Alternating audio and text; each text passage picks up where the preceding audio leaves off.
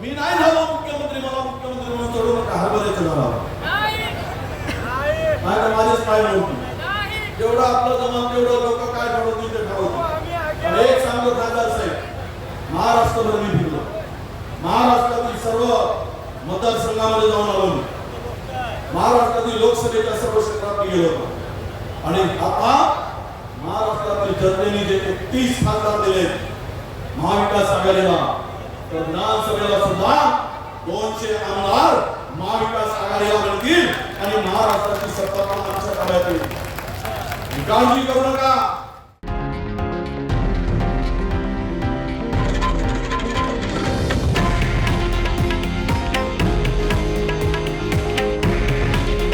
हे आहे देशातील नंबर 1 न्यूज नेटवर्क आणि आपण पाहत आहात TV9 मराठी.